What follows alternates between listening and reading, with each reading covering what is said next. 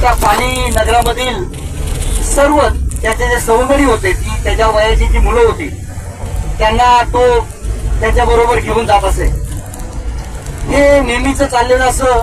आणि तिथं गेल्यानंतर बल्लाल हा जो मुलगा होता, तो तिथं गणपतीचं स्तवन भजन करत असायचा.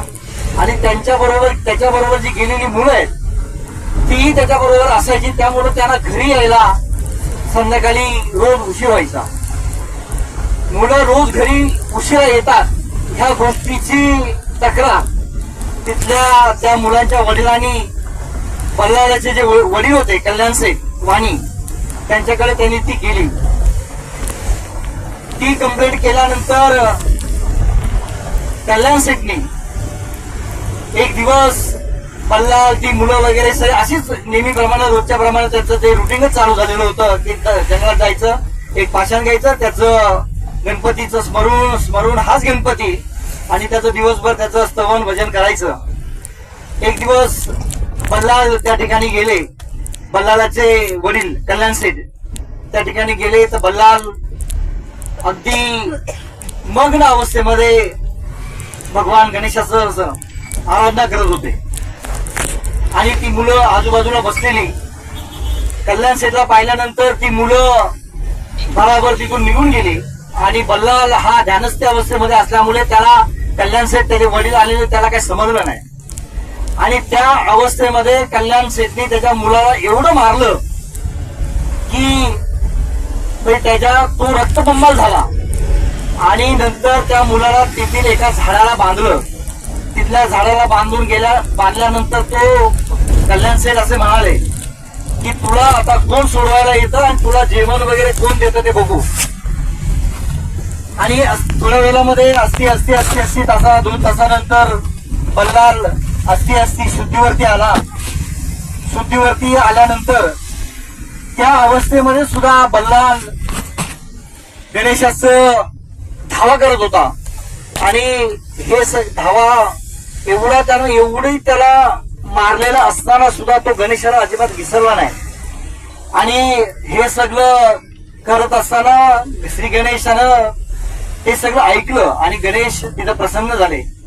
प्रसन्न झाल्यानंतर तिथं त्याच्या समोर गणेश उभे राहिले आणि बल्लाळाला म्हटले, बल्लाळा तुझी इच्छा काय? परंतु ज्यावेळेस श्री गणेश तिथं उपस्थित झाल्यानंतर बल्लाळा समोर, बल्लाळाला एवढं रक्तबंबाळ केलेलं असताना सुद्धा बल्लाळ अगदी पूर्ववत झाला. आणि ज्यावेळेस कल्याण शेठ तिथे गेलेला असताना त्यावेळेस तो त्यांनी गणपती स्थापन केलेला होता, जो पाषाणाचा दगडाचा, तो त्यांनी फेकून वगैरे दिलेला आणि बल्लाळाला मारलं. परंतु नंतर देव तिथं प्रकट झाल्यानंतर बल्लाळाने देवाजवळ अशी विनंती केली की देवा, तू कायमस्वरूपी इथं वास्तव्याला असं राहिलं पाहिजे.